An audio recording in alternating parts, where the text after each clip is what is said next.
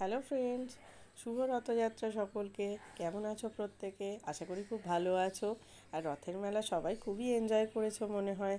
আমি যদিও রথের দিন বেরোইনি, তাও যেহেতু কলকাতায় মেলা মোটামুটি পুরো সপ্তাহ জুড়েই চলতে থাকে, তো আমি আমার বাড়ির কাছাকাছি একটা রথের মেলায় আজকে চলে এসেছি। তো এখানে রথের মেলাটা খুবই ভালো হয়েছে। যেহেতু এটা রাস্তার সাইডে, তো এখান থেকে খুবই ভালোভাবে সমস্ত কিছু দেখা যাচ্ছিল। যানজটের সমস্যা ছিল না। একদম রাস্তার ওপরে যে মেলাগুলো হয় সেক্ষেত্রে একটু গাড়ি চলাচলের সময় অসুবিধা হয়, কিন্তু এখানটায় একদমই সেরকম সমস্যা নেই। যারা যারা চাইছো একটু ফাঁকা এই মেলায় আসবে তারা আসতে পারো। এই মেলাতে সমস্ত রকমের কাউন্টার ছিল। এই যে আমি চলে এসেছি যেমন এই কাউন্টারটায়, এখানে কিন্তু খুব বিভিন্ন ধরনের খুব সুন্দর সুন্দর পাঁপড় এবং খুব ভালো দামেই ছিল।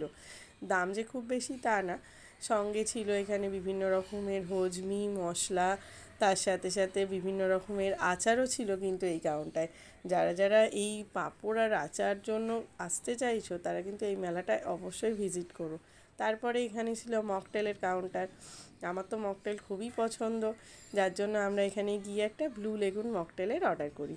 এখানে দাদা খুব ভালোভাবেই আমাদের যত্ন নিয়ে একটা সুন্দর করে ব্লু লেগুন মকটেল বানিয়ে দিয়েছে। তো দেখে নাও কী করে দাদা বানালো।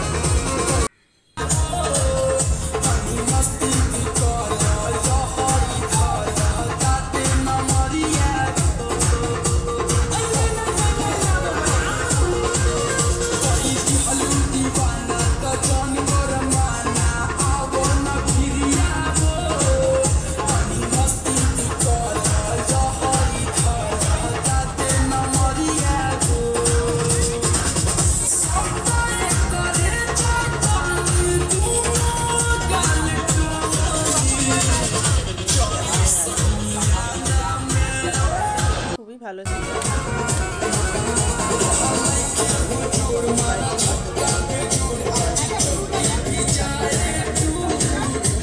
ব্লু লেগুন খেয়ে আমরা চলে গেলাম তার পাশেরই একটা স্ন্যাক্স কাউন্টারে। এখানে চিকেনের বিভিন্ন ধরনের আইটেম ছিল, সবকটাই ফ্রায়েড আইটেম।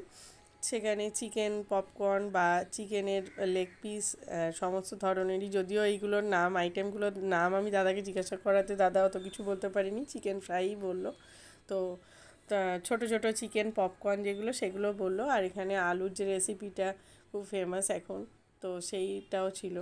তার উল্টো দিকেই এখানে কুলফির একটা কাউন্টার ছিল, যদিও আমরা কুলফি খাইনি। তাছাড়া আরও এখানে মন্দিরের সামনে একটা ছোট দোকান ছিল, যে দোকানটায় তোমার ছোট ছোট পোড়ামাটির জিনিস বিভিন্ন রকমের, আমরা যেগুলো খেলায় আগে ছোটোবেলায় খেলতাম, পোড়ামাটির হাড় কানের এসবগুলো বিক্রি হচ্ছিল। কিছু মোল্ড ছিল।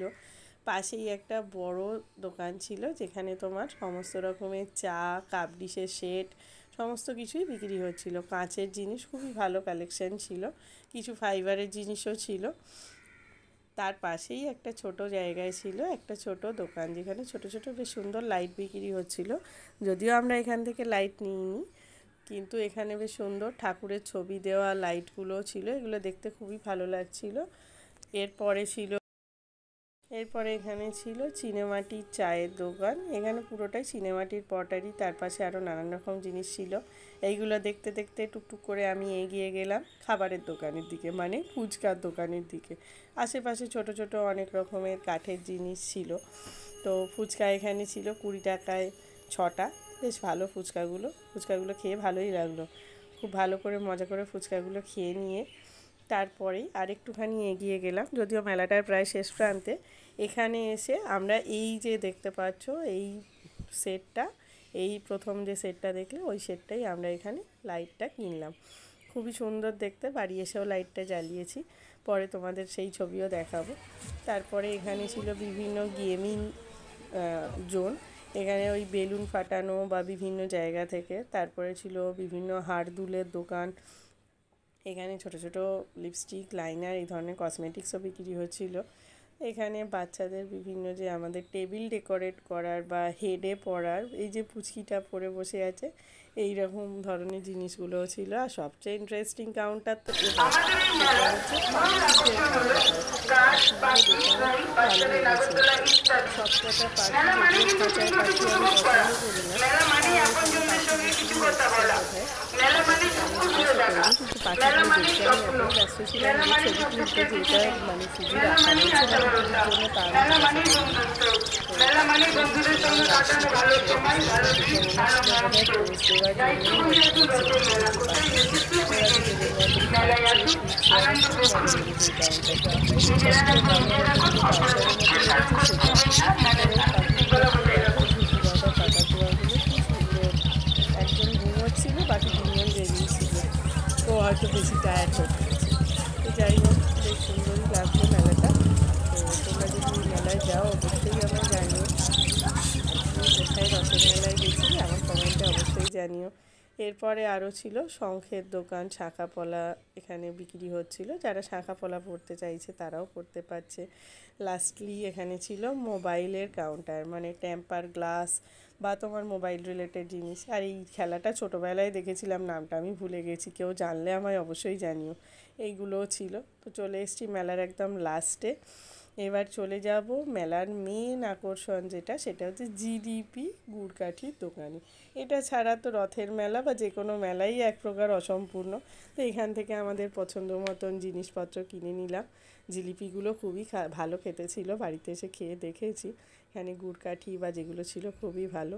তো মেলা দিয়ে বেরোবার যে রাস্তাটা, সেখানে এরকম ছোট ছোট বাচ্চাদের জয় রাইড ছিল, যেগুলোতে বাচ্চারা কিছু কিছু বাচ্চারা চেপেও ছিল।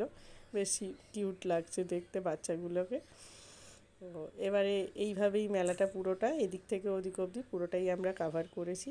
তো তোমরা যদি মেলায় গিয়ে থাকো আমাকে অবশ্যই কমেন্টে জানিও কীরম লেগেছে আমার মেলার এক্সপিরিয়েন্স। ভালো থেকো, টাটা।